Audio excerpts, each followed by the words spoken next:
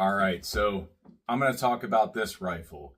It's the model 1917 Enfield, or as it was later adopted, United States Rifle Caliber 30 model of 1917.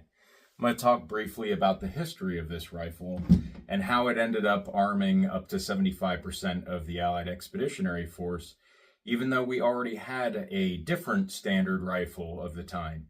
The 1903 Springfield was not produced in enough numbers prior to the start of the First World War that we could effectively arm millions of soldiers. There were only a couple 100,000 of them that existed before the United States entry into World War I.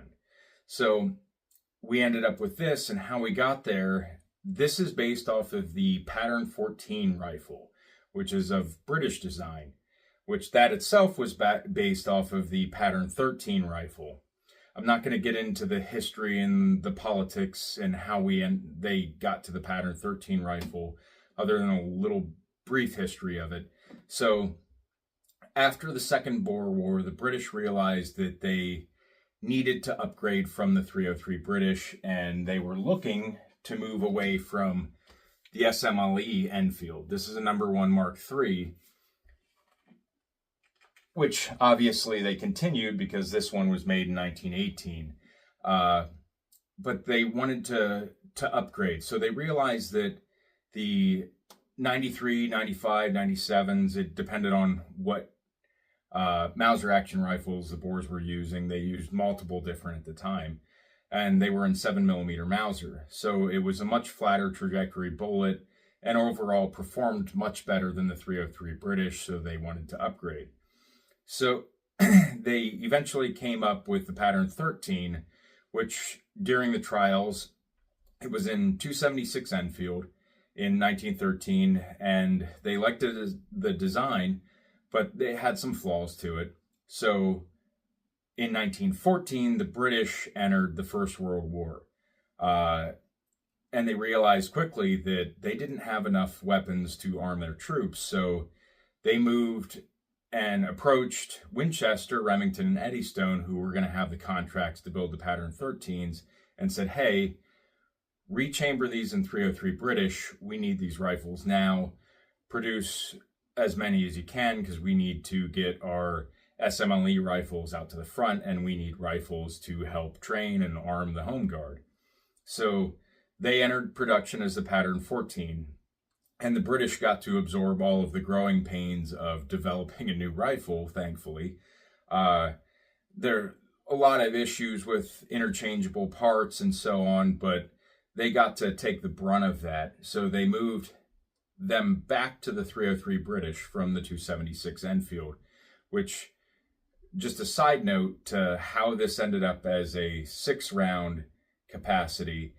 Originally with the 276 Enfield, the diameter of the case, because it was a rimless bottleneck cartridge, is only slightly smaller in diameter than the 303 British rimmed, like the rim of the cartridge. So unlike a lot of people say it was because of the 303 British with the rim, no, it was originally off the 276 Enfield. And that's how this ended up working, because they didn't tweak much at all from the Pattern 13 to the 14, and then from the 14 to the model 1917.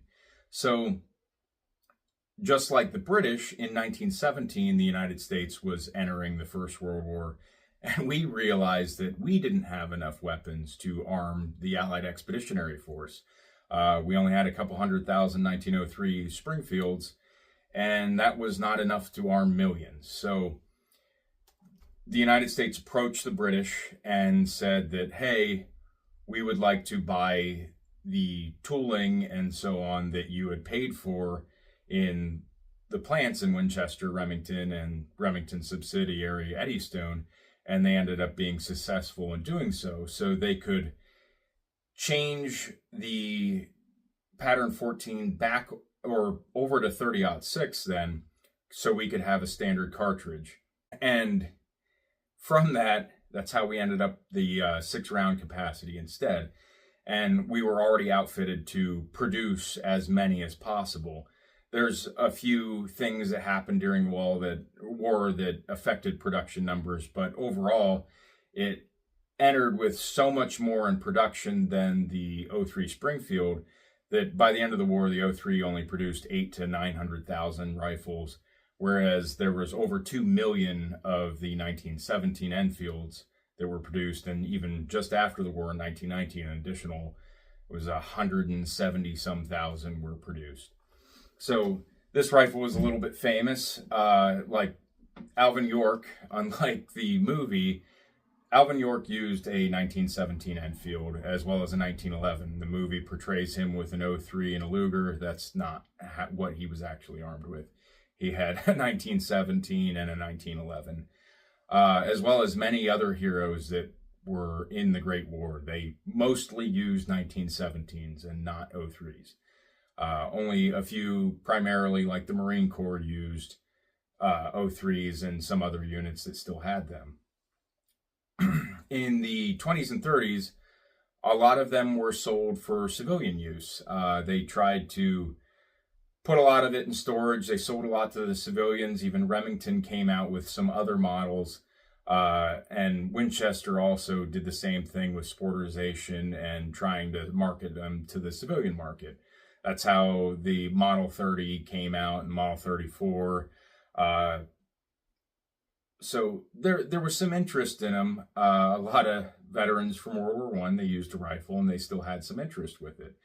And then leading up to World War II, they were still issued to chemical mortarmen and artillerymen. So they still saw service in the interwar period, but most of them had been in storage.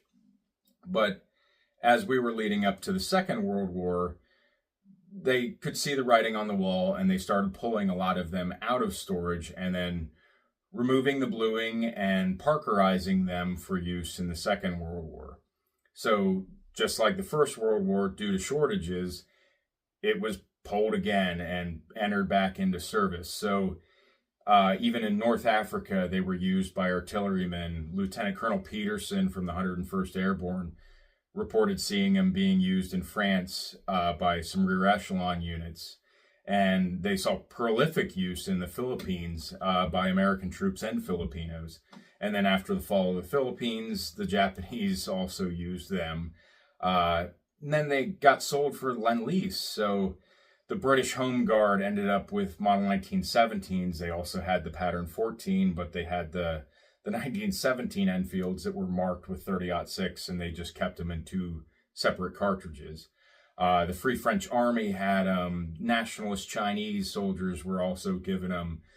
Canada also bought a lot of them, and Denmark as well. So in the United States also, we continue to use them not in the military sense, but more as a state defense thing. So many state and territorial defense forces use them, just like the Alaskan Territorial Guard.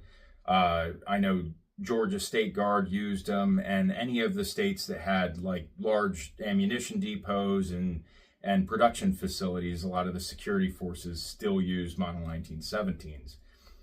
Then after World War II, they continued to be used, but in 1945, the United States deemed them obsolete and pressed them out of service and then continued to sell them off. In the Korean War, the Chinese ended up using them against us.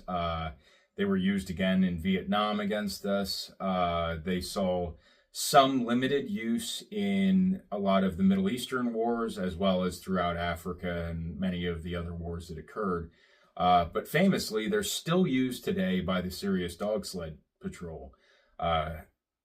It's one of those things that just continues to serve, and it was a great rifle, and it influenced a lot of the changes in rifle design for the military. So if you look at an 03 Springfield with the tangent sights and kind of a front sight that is unprotected, whereas the 1917 has a very large wing on it to protect the front sight, as well as a large wing to protect the rear sight aperture, the peep sight. It kind of influenced some more design there. Like if you look at an M1 Grand, for example, the front sight has that wing, albeit a little bit smaller and slightly different, as well as the rear sight aperture has those wings to protect that rear sight on the M1 Garand. So it continued to influence rifle designs after the war, even though soldiers famously complained about it during the First World War. They didn't like the peep sights. They preferred the tangent sights. Little did they know they were just going to have to get used to it, because by World War II, with the 1903 A3, they switched over to peep sights on the O3s anyway. So if those soldiers were in the First World War and complained about it, well, they had to just get used to it. We still use the peep sight design even today on U.S. service rifles like the M4 carbine or the M16 series rifles. If, of course, they don't have some kind of optic that's on it. If they have a backup iron sight or the carry handle sights, they still use that peep sight aperture even today. So it was a very influential design. Even though peep sights were around before, it was the first main production rifle, numbered in the millions, that exposed many soldiers to it. So that's a little bit about this rifle and the influence it had on American military design. And I hope you enjoyed a lot of the World War I stuff that I have in the background. I couldn't put every World War I item I own in one camera shot, or it would be physically impossible. So I got a couple uniforms and some of the gear that a soldier in the First World War would have carried.